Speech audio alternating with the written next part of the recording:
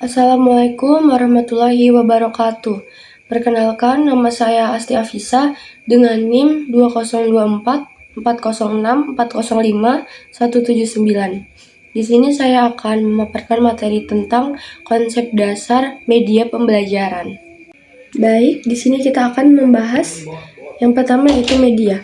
Media berasal dari bahasa Latin, yaitu medium yang berarti antara alat atau saluran. Sedangkan dari sudut pandang komunikasi, medium berarti sesuatu yang dapat menjadi perantara dalam proses komunikasi media. Medium juga dapat diartikan sebagai sesuatu yang dapat membantu menyampaikan pesan dan informasi dari sumber pesan atau komunikator kepada penerima pesan atau komunikan. Jadi media itu adalah alat untuk menyalurkan pesan pembelajaran atau transfer melalui guru yang disebut juga sender kepada peserta didik atau receiver. Selanjutnya kita akan membahas tentang pembelajaran. Pembelajaran itu berasal dari kata belajar yang diberi imbuhan pem dan an. Belajar itu sendiri merupakan sebuah proses perubahan perilaku dalam bentuk aktivitas fisik maupun mental yang disebabkan oleh interaksi dengan lingkungannya, yang hasilnya bersifat permanen atau menetap.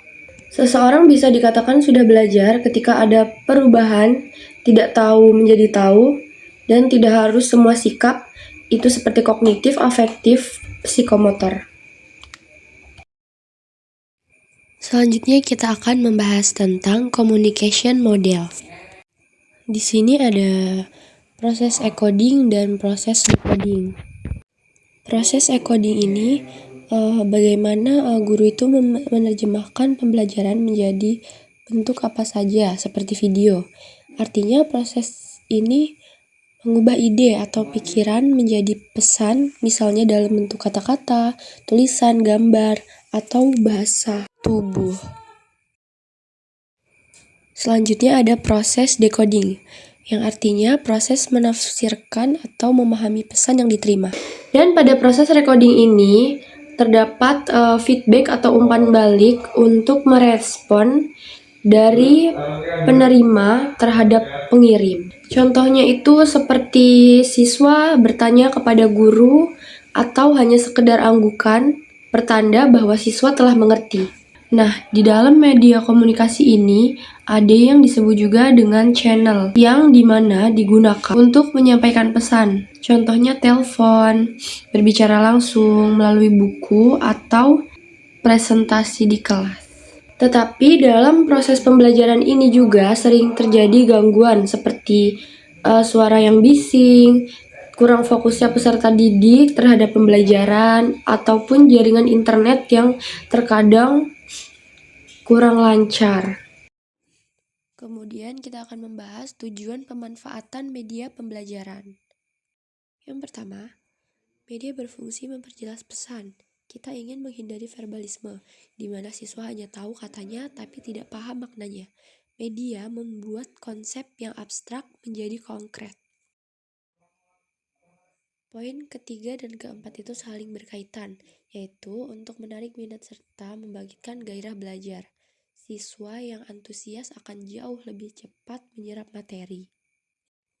Yang kelima, media juga memungkinkan interaksi yang lebih nyata antara siswa dengan lingkungannya, bukan sekedar teori di atas kertas saja.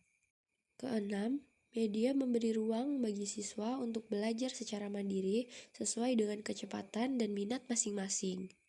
Yang terakhir, media ini berfungsi untuk menyamakan persepsi. Dengan satu media yang sama, kita memastikan seluruh siswa memiliki pemahaman yang seragam terhadap pesan yang disampaikan. Selanjutnya, kita akan membahas tentang kedudukan dan fungsi media pembelajaran. Yang pertama, untuk menginformasikan tujuan pembelajaran. Kedua, memotivasi peserta didik. Yang ketiga, menyajikan informasi seperti informasi dasar, pelengkap, dan atau pengayaan. Yang keempat, menstimulasi diskusi dan interaksi peserta didik. Yang kelima, mengarahkan aktivitas belajar peserta didik. Keenam, mengontrol aktivitas peserta didik. Ketujuh, memberikan penguatan. Yang kedelapan, memberikan simulasi. Yang kesembilan, melakukan penilaian. 10, administrasi. Dan terakhir, penelitian dan pengembangan.